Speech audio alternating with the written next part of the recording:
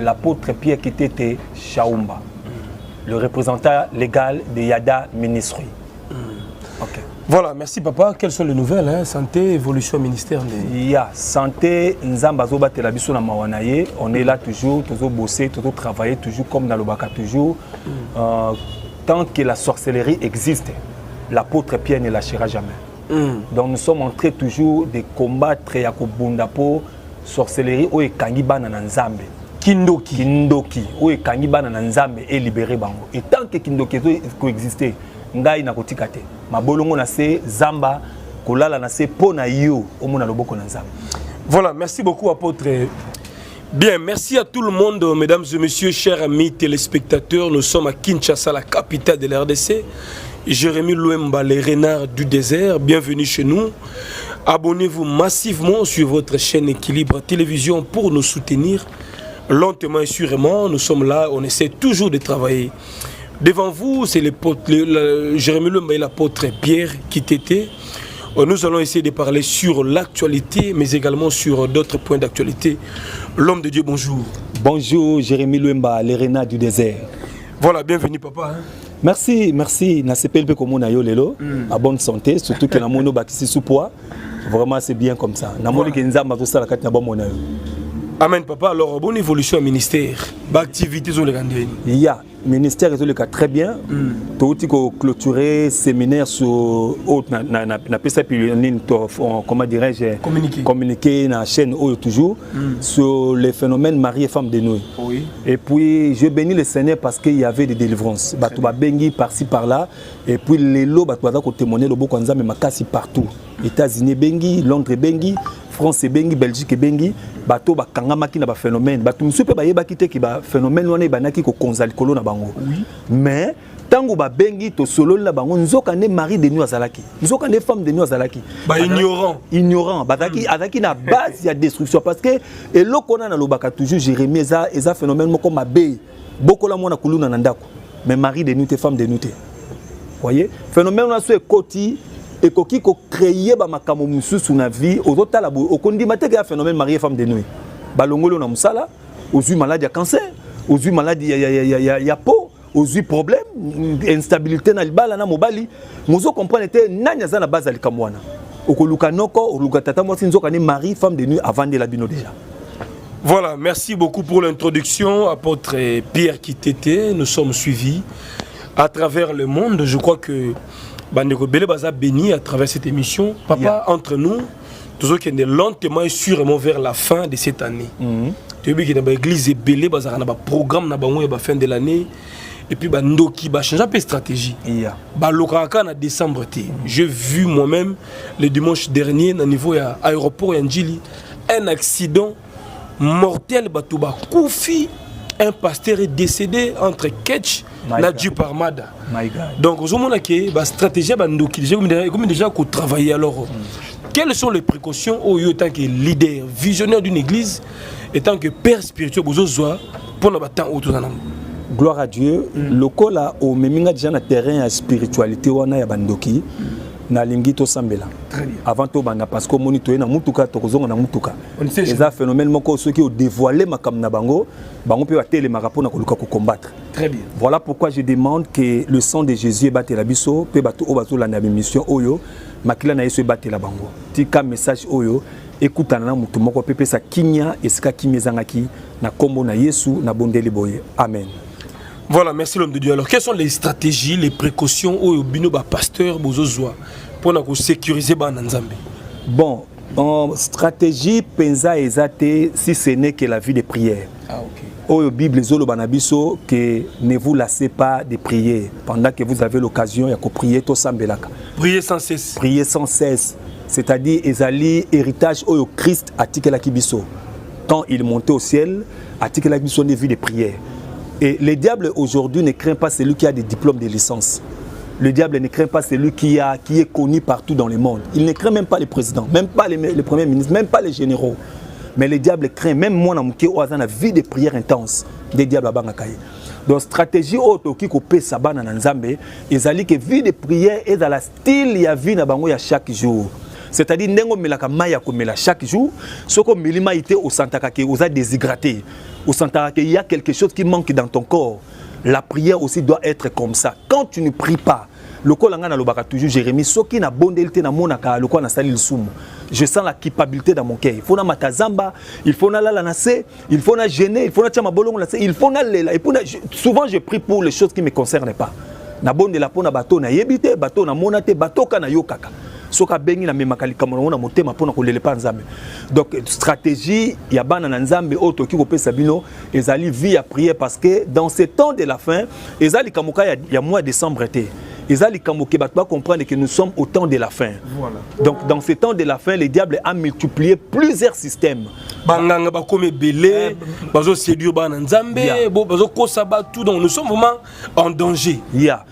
Excusez pena lo beloko na ninga koloba makambo te, il y a même des féticheurs qui sont devenus des hommes de Dieu. Voilà. Vous voyez? Il y a des magiciens qui sont devenus des hommes de Dieu. Nakala soko ke na wenza matete ezalaki na bato moko na sanzete bana otalisa maboko. Soko ya azotala liboko azolakisa azotala banzela maboko no pe azoprédire yo azotala ba chance. Azoprédire yo avenir. Ayebi soki yo kozana ba chance ebele, yo kozana mbongo ebele, yo kozana likambo ebele, mais soko ke lo na matete bato na babunga. Ba mambi kudi, babunga. Ba sala bangar batonga ba église. Ba collègue na binuti. Non, pas ba collègue na biso. Eza ba collègue te ezali ba ivre ba koti na kati ya bilanga ya bleu. Pona ko ya ko bebisa musala oyo ba ntoma ba prophète baza ko construire. C'est pas notre collègue baza ba ivre baza ba ennemi. Donc ba infiltré, balati po ya ba nyo, mais ce sont des loups. C'est-à-dire loup na agneau baza ba collègue te. Mais loup akola ta poso ya agneau aye le kola collègue baza collègue te. Donc il faut faire attention à Batouana. Bible dit toko yeba bango pe na bambuma na bango, na maloba na bango pe na misala na bango. Voilà, ça c'est bien souligné. Apôtre Pierre Kitete, nous sommes suivis de partout à travers le monde entier, aux appels congolais, aux patriotes. Je crois que tout ce qui se passe chez nous, même à l'étranger, ils ont concerné Pébisso. Tomoni Mokonzamboka, Félix Tshisekedi Tshilombo, son excellence, et a toujours la culture ya Luka Nzambe. Bon, tu es est-ce qu'il se sent en danger? Azo lota bien te, azo fanda bien te ou comment? Parce que si vous vous rappelez bien, Mokonzamboka Zagi dernièrement en Kamba, il a prié avec les pères spirituels. Akendaki na mboka ba islam, mboka ba musulman, Abu Dhabi, à côté na la plus grande mosquée, Makolongulu, le temple ba musulman. A Zongi na Kinshasa, premier dimanche à KSFMC, à Fukami, en plein culte, en plein prière. Et il nous a surpris, le lot à Jérusalem. Ah bon? Et puis au Tambola, na Cana, à Ketala, même là où on a enterré Jésus, entre guillemets, le tombeau est vide. Fatia Moni, le tombeau est vide. À côté de la place historique, la place moko, les sacrés, les saints. Est-ce que rapport entre le Congo et l'Israël, ce que bongi lolo, spirituellement, le Congo peut être aussi délivré pour boloba que mboko eza ba lokamboka, mobuta kenana mboka, alors après moi c'est le déluge. Est-ce que Fachi a débloqué mboka spirituellement ou bien comment? Bon, d'abord Nazo Pambolana, nous président de la République, Félix Antoine Tshisekedi, Nzamba Pambolaye. Pourquoi Nazo Pambolaye?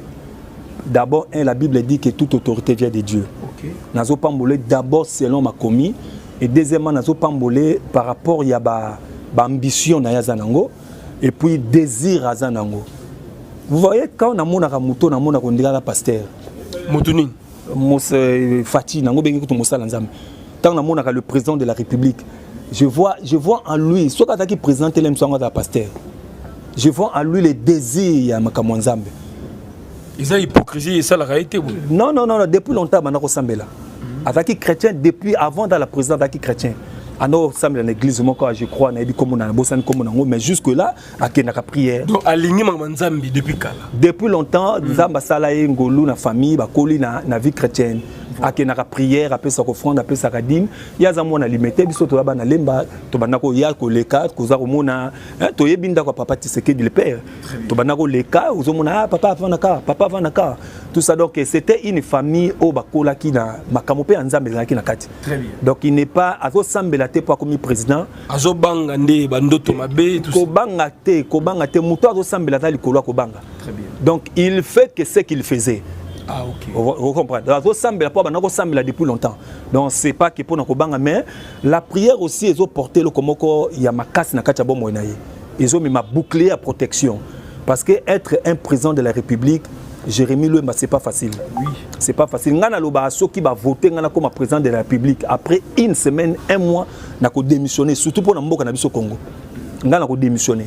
Ceux qui va voter ngana démissionner. Mais ceux qui va proposer ngana ko postuler peut-être. Wana ceux qui va proposer ngana ko boya. Ko bandoki baleki. À part bandoki, mentalité à peuple congolais. C'est pas facile de diriger. L'ex-président alobaki lo komoko ki et lo ko réussir na Congo esa mentalité à ba congolais. Très bien. Vous voyez les Congolais on ne sait pas et lo ko ni balingaka. Voilà. Au sale lo kamalamu bango ba munyo mabe. Trop de critiques, injures, to messana. Il y a to messana et lo ko na Congolais comment on est prêt à critiquer même ce qui est bon. Voilà. Vous voyez? Même ce qui est bon à critiquer. Au construit à critiquer. Au tengi sinzela. Au construit à critiquer. Donc, ce qu'on a président de la République, je vous dis que c'est pas facile. À part bato bato critiquer, na bato bazo na ndenga molimo. Et à bato musu bato lukaba kangayo sur le plan spirituel. Voiture nous les kaba bois qui poudre. Ba bois qui mungo. Ba sali cérémonie. Ba poison et paille. Ba poison et paille. Donc ce n'est pas facile, il faut être toujours protégé par la prière. Yango moni pe nazo sepelande mosala nazo benga to mosala nzambe na ebité un jour, il sera qui vraiment? Nazo sepelande président de la République, azo kota toujours na kati makambo nzambe. Azo kene toujours na moni na CFMC ndengo lobiona afukami. Je vous dis Jérémy Louemba, depuis que tu sois président na mboka na biso, c'est la première fois ngana mona président afukami liboso na peuple na ye pour na ko adorer nzambe. Ça m'a fait très mal. Nayoka qui passe dans mon thème, maman a mis ce kitingai. Mobutu sala pe ngote. Non, Mobutu sala ngote, Mobutu a qui m'a pris ma courir. Et pris ma courir, il ko permettre même pas au côté de la église.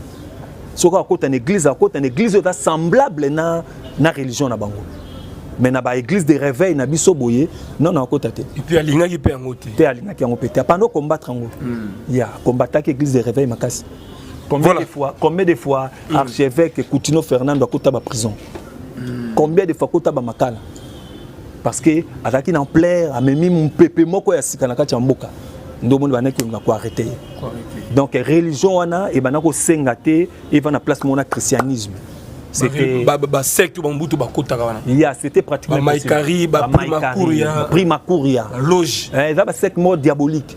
Oui, qu'on permettre jamais bavana na ba chrétien ou l'église de réveil l'auto be la moto. Parce que il faut que tu okuta na moto okima. Voilà, revenons sur le sujet. Mokonzambo kanzo que nous kotatina ba Cana, Jérusalem. Si est-ce que ba kunda Jésus, na habité ba benga onini tout ça. Ozo mona azo luka nini ba recherche azo luka nzambe. Aketi sika nzamba botama est-ce que ba kunda facha zo luka ni. Bon, eza na ko répondre pena na place na été parce que n'importe parole na été mais ce qui ko totali ba image wana na ko ki opesa ngo na dévoler. Très bien. Premièrement eza nango et comme allié touristique hein.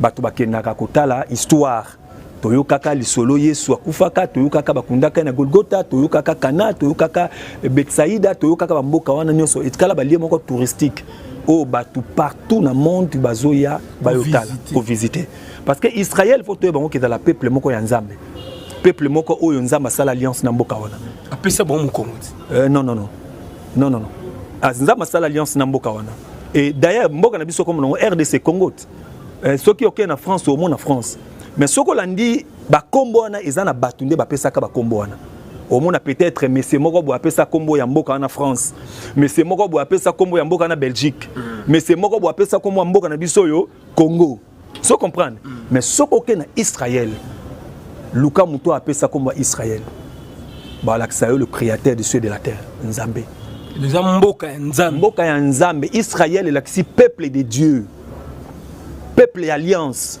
Nzamba lobi ke wana peuple nanga. Dieu a choisi Israël comme son peuple.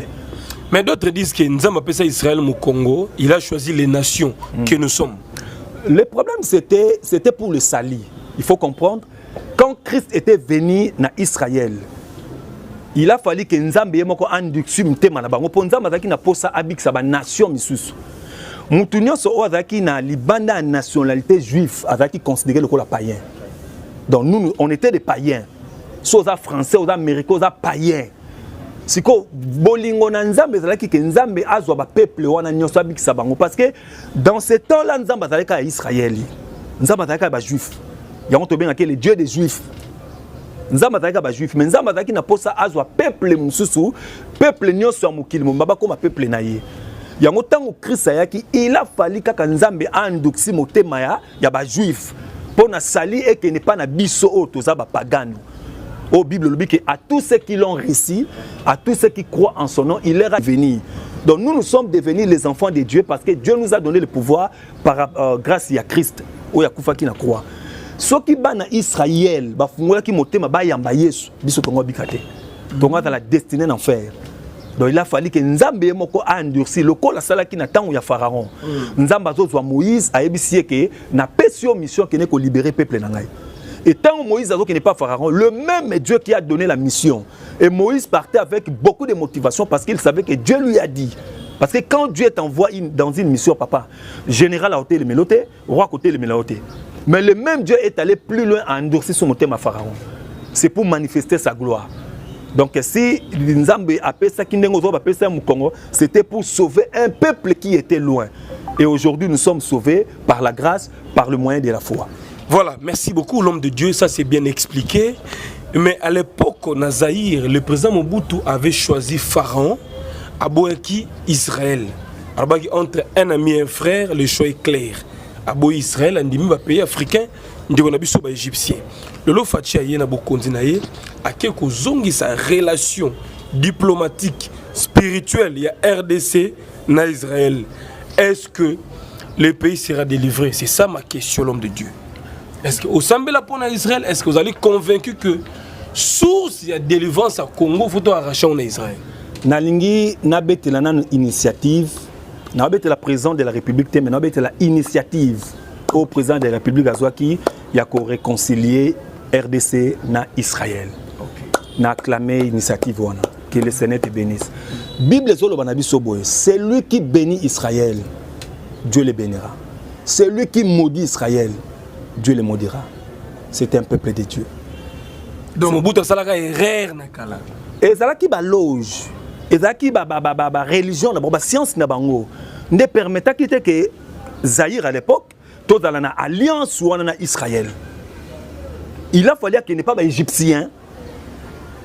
Oh bazana banzambe na bango basambelaka. Ba Dieu soleil. Osiris, il a fallu qu'il y ait un côté. Donc, à Kataki relation, les jours aux relations à RDC, à l'époque Zaïre, Katanakana Israël, tout le monde appelle RDC et comment il quitte. Donc, tu sombre jour. Tu quittes, tu as pillage, premier pillage, deuxième pillage, tu as problème, il y a eu des morts, problème jusqu'à aujourd'hui. Économie par terre. Jusqu'aujourd'hui, Kabila, le père, le fils, il faut résoudre le problème en côté. À cause de l'alliance Oyo, Mobutu Katakina, Israël. Mais aujourd'hui, on a acclamé l'initiative Oyo. Le président Fati, Nzambe a apprécié l'initiative Wana. A zongi sa relation Oyo et Katanaki entre RDC et Israël. Oyebi, Mosali Nzambe Nyoso, Aza Mutu Oyo, atalaka le passé, pour na arrêter les devants. À venir. Responsable to autorité nyonso atalaka le passé pour na arrêter à venir. Ce qui oye na ebonga to na responsabilité moko ndiko talaka liboso sans pour autant otala na sima. Tu feras beaucoup des erreurs. Vous voyez? Fatia tanwaye atali na sima monique il y avait une relation qui était coupée. Relation mo katanaki, relation le katanaki ezo permettre que vous la lipa molie sopanaka chamboka na biso. Et voilà à quel que soit idée on a qu'on réconcilier. Et je bénis aussi un homme de Dieu qui avait aussi cette initiative, cette vision, l'apôtre Augustin Mouipe que je salue en passant, à soit qui vision révélation nous a appelé ça qui est. A formé ministère moko uniquement ko bon de la pona la RDC pona mboka na biso. Et na kati ya vision à soit qui nous a lobela qui est to bon de la pona relation ya Israël na RDC. Et puis, à Zouaki vision on a. Donc, apôtre Augustin Mouipe, à Zouaki vision avant Fatih a une initiative il y a réconcilier Israël na RDC. Donc a une vision avant ndé a formé un ministère moko ndenge na lobiawa uniquement ko prier pour Namboka na biso. Et à côté ça mikanda na présidence partout pour autoriser biso to bon de la selon la directive on za mapesa kié. Peto banaki déjà ba prière en haut. Natin un couvre-feu on a vers 1h-2h du matin. Tout ça qui se cortait na dû par la police. Donc on a ko bon de la na palais du peuple. Donc ko bon de la selon la vision, la révélation que Dieu avait donnée. La vision était comme ça. Que tous en a 6 drapeaux, il y a Israël, et puis 6 drapeaux, il y a RDC. Peut-être en a 2 pigeons. À partir de 2h du matin, tu as le palais du peuple.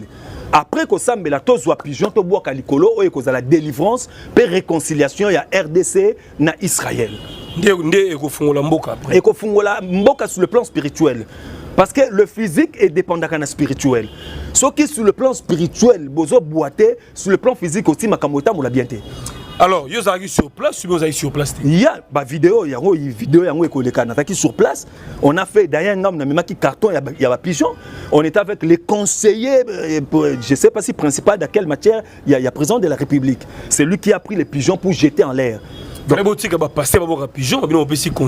pigeon a Pumbaki ou pigeon a Frenaki? Bon, c'était selon la directive, il fallait conseiller parce que Mtana représentait le président de la République. Moyen président est là qui tendait à délégué qui conseillait. Donc à boire qui pigeon Pumbaki qui ndaki. Il y a na bouton la pigeon Pumbaki. Bogné ko lokamboka to bogné ko délivre papa. Bilo mususu bomo ça va prier na désert. Peuple lali va passer avec ça prier na désert. Pour na ninga butu. Mais ce que tali na Bible au mona yeso no bon de la mingi na butu. C'est le temps du calme, temps à repos, temps à milimo. Milimo zo tambola ya mabe hôtel misoko ici. Ya malamu tikie kene na faveur ya peuple. Christ va nako prier mingi na butu na tango akiti apesi ba komoto apôtre. Donc, c'est un moment où les esprits fonctionnent. Les esprits malins, ils ont fonctionné. Les esprits de Dieu aussi fonctionnent. C'est le temps du calme. Voilà, merci beaucoup l'homme de Dieu. Alors, nous espérons que la visite au Sali, solo à Jérusalem, à Israël, et quoi porter quelque chose de bien sur le plan spirituel. Oui, ça va porter quelque chose de bien. Nazo mona musika mboka na biso parce que moi je suis trop positif. Je sais que mboka o ekobonga. Mboka o eza nzambe. Papa so tali to ya batu bazo sambela biso atutoke na bazamba. Soko tali ndenge batu bazo lela mabolongo na se. Ndenge batu bazo prier ko mataba mangengenge ko mataba ba intendant. So tali batu bazo bondela. Noko ba ke mboka o nzamba ko akosala. O biso to longoli prière na mboka o. Mais ko catastrophe. Si nous sommes en train de vivre, papa, c'est à cause de la prière. Batuba comprendre bazo négliger prière. Non, c'est à cause de la prière. Nous sommes na poto bengi pende ko na bino boza bien, toza bien. Ndeko na bino pa bengo za bien, toza bien, tolali bien. C'est à cause de la prière. Ce qui tombe expérience à ta moukolomoko batunyo so ba yokana to ça la grève à prière. Ata un mois. Et quand la désastre na moka na biso. Même ba guerre aux sala mana beni papa. Ce qui to longo li prière mais cause terrible beni mo mekende. Goma iko kende. Est mo meko kende. Prière au todo sala butu moyi. Ba to critiquer bien sûr mais bozo comprendre impact prière zo mi marka ta vie abatute. Tala ba soldat na biso na mboka na biso mentalité bazala ngo papa. À cause de mundu qui nanzela bano bomba tout le quoi tout le monde ba mboka msuba Libye ba mboka ba musulman.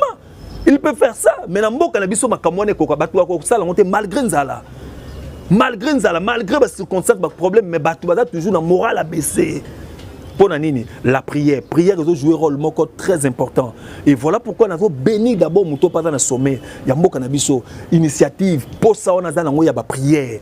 Chaque fois prière. Ceux qui conseillent à lundi, continuez toujours à prier. La Bible dit ne vous laissez pas faire la prière. Continuez au bon de là. C'est très important d'avoir un chef, une autorité qui a la vie de prière comme notre président de la République. Voilà, merci beaucoup apôtre Pierre Kitete. Je crois que c'était une matière très capitale. Bandeko Yeba, pourquoi? Je crois que les explications ont été claires.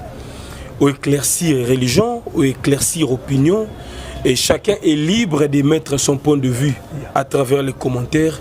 Il n'y a pas de souci, c'est la démocratie, nous sommes ensemble. Abonnez-vous massivement.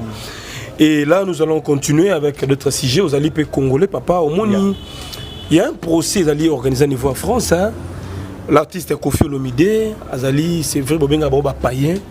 et bah funda qui est pour na bisexuel 4 danseuses mora viola kana kala bah porter plainte le lot dossier est commis à jour toujours les 13 pour que bah la décision finale bah pratique on a ko violer bah danseuse topé bana misala na niveau orchestre et je crois que on condamné un papa bon comportement wana bon nalingi naloba non pour na Kofi Olomide parce que ce qui est vrai na landi pene information ko pena bien annoté na yoki kakande na zo ka débouche à l'oreille et pas ba tout paré ba kangié ba condamné je sais pas pourquoi na yoki yango pas na yo le procès est en cours ya mais na yebi pena te mais loko na roloba un chef doit respecter ses serviteurs et le serviteur aussi doit respecter le chef nazoloba non ka pour na ba musicien mais pour tout celui qui est chef dans une entreprise.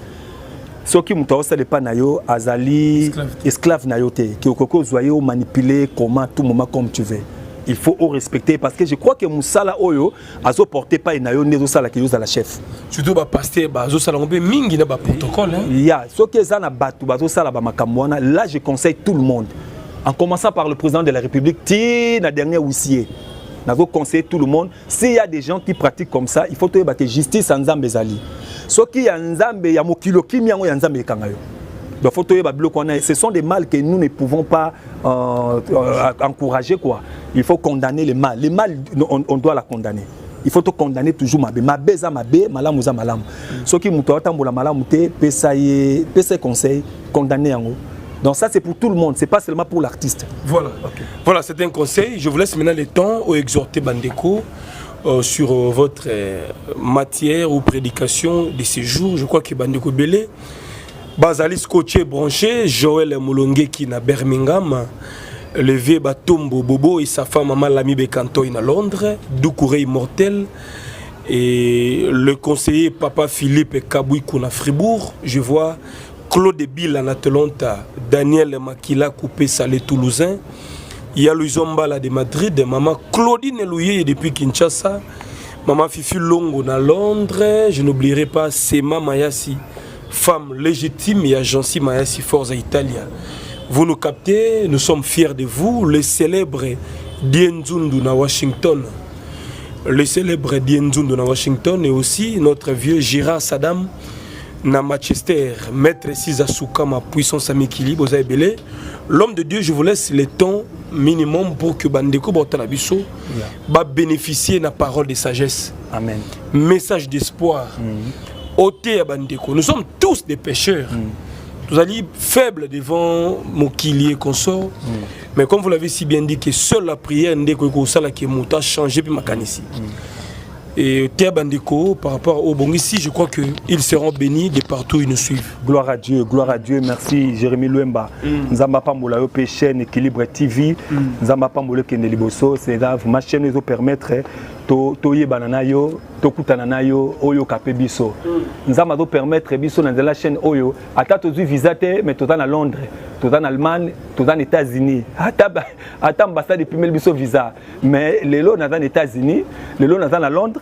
Le long dans la France, tokutana na Goma partout na Mbandaka, nazana Mbandaka na Mbujimai, nazana bandundu côté lubana Nzambe siko zali, Nzambe apambola yo. Na lingi na yebisa yo eloko moko très important oyo peut-être o ignoraki yango. O peut-être o bosanaki mais eloko na est important na kati ya vie na yo. Nzamba apambola yo, landanga na bokebi, landanga vraiment na bokebi kozala prester akokata nanu te. Yo kana nu maloba o na ngina loba na yo tina suka. Tu as traversé des problèmes. Tu as traversé des difficultés. Tu as rencontré Bamakamomoko trop sombre na bomo inayo.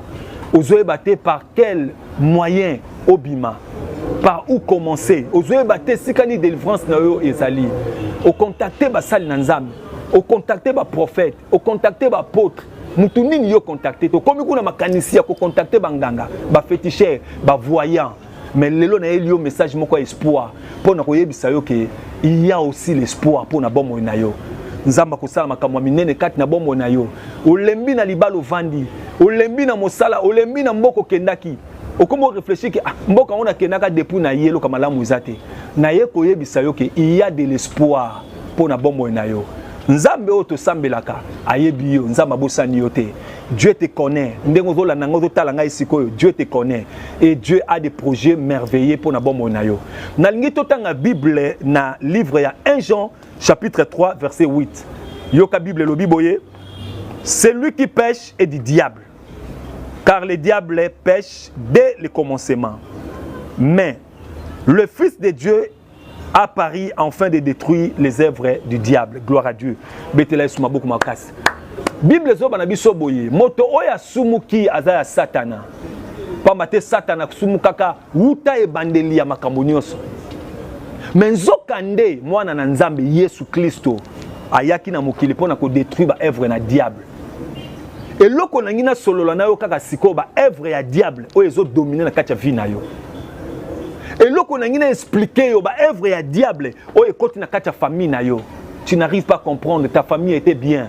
Famille ezaki kimia. Bozaki na bonne relation na mobile na yo. Bozaki na bonne relation bosolaka très bien na mobile na yo. Abenga ko bébé, abenga ko chéri. Mais aujourd'hui tu n'arrives pas à comprendre relation au bobandaka na ngone bandeli. Relation ne bébé ndenge nini. Mobile ko mi kotala na gauche, yo koma kotala na droite. Boyokani dialogue, bomoko harmonie conjugale ezali soute na kati ya libala na bino. Soki bolali na mbetu oya zotala na apesi mukongo boye, oya apesi mukongo boye. Donc il n'y a pas l'harmonie na kati ya foyer na bino. Tu n'arrives pas à comprendre makambo nyo sezo uta wapi. Na ko expliquer au base à makambo. Tu n'arrives pas à comprendre que depuis au kenda poto, depuis au banda faire moko na mbujima na mandaka partout. Bando banda faire moko bo yo matakate mokita kaka. Mais bateau babandi na simana yo zo remarquer que bazo kende. Bazo ça ba exploit. Bazo pambola ma bazo wanda kwa mituka. Mais toi tu n'arrives pas à évoluer, à avancer dans ta vie. Dans l'entreprise oh yo tongaka. Na temps moko bo zalaka na succès, mais lelo tozolo ba entreprise eza par terre. Et là qu'on ne quitte ici entreprise na yo comme par terre. Et là qu'on va permettre que au banda qui commerce mon bon va faire na yo na $10,000. Lelo se retrouver na $500. Et là qu'on ne za ko permettre au kita. Yangone la ngina partager na yo mon qui est pour na comprendre. Ba to belé bazana ignorance. Ya bitumba oyo etelemeli bomo na bango. Voilà pourquoi la Bible dit que mon peuple meurt faute de connaissance. Kozanga connaissance ezali wa ndambo. Bato ebele lelo bazo tambola me bakufa pourquoi bazangi connaissance. Azoe bate bitumba vi na ye uti wa. Azoe bate na zo bundisa ye. Azoe bate adversaire na ye za nani. Azoe bate eloko nini o etelemi lokwa monument liboso bo mone pona ko empêcher akene liboso. Na ye koyebisa yo phénomène moko oyo o ignora na vie na yo mais eza réel. Phénomène wana eza na influence makati na kati na vie na yo. Eza na impact makati yango ezali na base ya destruction ya mariage na yo. Eza na base ya destruction ya maternité na yo. Eza na base ya destruction makambo belé na kati ya vie na yo. Phénomène mari et femme de nuit. Phénomène moko très dangereux. Nalobaka toujours zala na mwana kuluna na ndako mais kozana mari de nuit na femme de nuit te. Parce que phénomène ozalaka soit côté na kati ya vie ya moto esili. Tantôt kozala à disparaître pendant 5 ans, pendant 10 ans, pendant 20 ans, voire même pendant 40 ans à disparaître na ye. Amona na kana été, ayaka na été. Mais semence na ye ezakati na yo. Ezo contrôler yo, peso diriger yo. Yango so mona vie no to comprendre te so bandili comme malamu osuka mabe. Soko bandia faire malamu osuka toujours mabe. Tu n'arrives pas à comprendre comment na bana malamu na suka mabe. Bazo contrôler on a semence moko ya phénomène mari et femme de nuit. Oyo peut-être ozwa ki tango zaki na 5 ans, tango zaki na 10 ans, tango zaki na 15 ans. Ayaka tika semence akenda. Atiki yo évoluer. Atiki yo voyager. Atiki yo bana ba faire. Mais ayebi na moment nini oya ko ya pona abebisa ba faire na yo. Yango bato belé bazo lela. Bato belé bazo lela. Bato belé bazo comprendre te aluki tata moi si aluki noko aluki ndokité. Phénomène mari et femme de nuit. Ce qui oza na phénomène oyo. Phénomène oza la lokola elembo. Na ko pese exemple. Ce qui bazui encre, ba tiene longi na yo. Lokola elembo, lokola signe. Tikala ebisa yo ke soki osukole longité partout au kotambola. Encre wana ne longi na yo ekomona na bato bakolola kiso musape bake muto aza na encre na elongi na ye. Partout kokende, commune nyoso kokende, encre wana ekozala. Phénomène wana pas lokola encre. Une fois na kati nzoto na yo. Atoke France, atoke Équateur, atoke Paris, atoke États-Unis. elembo wana koza toujours likola bombo na yo pona ko réclamer limitation, ko réclamer blocage, ko réclamer destruction na kati ya vie na yo. Problème oza nango na lingi na yebisa yo. Au contacter bato belé, mozu solution te peut-être le mso un mot soit qui solution deuxième mot ezongi. Nalobaka toujours que nzamba sala biso ngolu, après ça biso message, après ça biso pe remède. Yakobi ki ça problème oyo. Ezali kamoko très profond autant baso bon de la pona ngo, il faut pas quitter na profondeur. Ba ke ne koyeba biloko nini yo na mari na femme de nuit bo construisa la kati ya vie na bino. Biloko nini bo tonga, biloko nini bo somba. Parce que bo koka bona me biloko o bo somba o bo tonga. O bo sala bino mbale ekoki ko sangisa bino, ekoki ko réclamer bino. Yango nazo pa molanzambe pona lelo bato belé lelo bazo tatola monnaie na nzambe par rapport ya lo sambo toto bon de la pona bango. Maman moko lobi papa nazo comprendre te ngane to moni nga boyo. Ba faire na ngeno ke ne liboso. Na kutana mobile to nga bébé mobile linga nga mingi. Famille mobile ba linga nga mingi. Mais tout à coup na sala mabete lo komo pe ya mabete. Mais na comprendre te mobile mbala moko a changer apparence, a changer image. Mobile komo yinanga mobile komo senga divorce. Na likambo na ebité. Pona nini phénomène osoka koti. Abimsa makambo bele. Yaya. Ce que vous avez remarqué, le numéro oyo, nous avons un groupe de prières. Au baza unique pour na kaka likamo o bako bon de la pona yo. Plus de 143 89 35 68 266. D'ailleurs numéro est affiché au bas de votre écran. Ce que ben to sunga yo. Vous avez un problème à mukanda. Vous avez un problème ya maternité. Ezo ya te soke ye bimi. Soke ye bimi to comprendre c'est quoi juste. Il y a ce qui phénomène à côté. Na la première leçon à récupérer toujours semence à mobile na katia moisi. De sorte que moisi a incapable de commettre au monde. Et bit des années, ils a détruit vie na yo. Quand c'est pelaka na été, olo bakeno ayaka butuno na sepelaka na pesa ke mbongo te na futela ke ticket au félé. Quand c'est pelaka na été, a phénomène très dangereux. Yeso kayaka ko détruit, peyaka ko bebisa. Voilà le message que on a memé la kio na tongo na poko ça dépend erozol na biso de sorte que au comprendre et lokonini et kangi lipamboli ya bomo na yo. Que Dieu vous bénisse. Merci l'homme de Dieu apôtre Pierre Kitete. Nous voici arrivés à la fin mesdames et messieurs. Merci pour votre attention soutenue, merci pour vos j'aime, vos commentaires, partagez, likez l'émission. Nous sommes là toujours disponibles. Vous allez pasteur, vous allez serviteur de Dieu, un homme spirituel. Vous voulez passer à l'émission, affronter les autres serviteurs de Dieu pour un débat contradictoire, pour une émission classique. Nous sommes là. Moi, c'est Jérémy Louemba, les Renards du désert. Le numéro de l'homme de Dieu est affiché au bas de vos écrans. Pour toute communication, contact, message, dialogue, prière, causerie morale, pèse à la dialogue, pèse à la l'homme est toujours là. Voilà, on est arrivé à la fin. Un grand merci à Doukouré Immortel, Maman Guigui Kintsumba na Berne. Un grand merci à Maman Claudine Elouyeye. Depuis Kinshasa, c'est Mayasi, femme légitime et agence Mayasi Forza Italia. Je vois également Bandego Toubalinga Rabiso, le vieux Richard Zola. Le vieux Richard Zola na niveau Angleterre. Bangono ba mettre Siza Soukama et puis na Bandego Moussou Bozana Biso. Que Dieu vous bénisse. À nous revoir très prochainement, l'homme de Dieu, nous sommes arrivés à la fin. Merci Nzamba Pambola batuno so balandi biso na lingi juste na Pambola bana nanga oyo bazali bana mboka balanda ka émission na Équilibre TV à chaque fois lien yaka na Pamboli papa Alain et puis maman Fortune Nzamba Pambola bino na Pamboli mwana na ngai Merveille na France na Pamboli papa Hippolyte na Suisse na Pamboli papa Senga na France et puis bana nyoso o balanda kangai o ba soutenir ka musala na Nzambe ekene liboso Nzamba Pambola bino bolemba te ko soutenir musala na Nzambe pour chaque jour toza ko bondela pona bino d'ailleurs samedi oyo tozo matana Nzamba pona ko nous prier si tu as un sujet de prière tindela biso ngoto matana Nzamba pe to bondela pona bomo na yo que Dieu vous bénisse. Amen. Merci l'homme de Dieu. Allez, abonnez-vous massivement. Bye bye et à bientôt.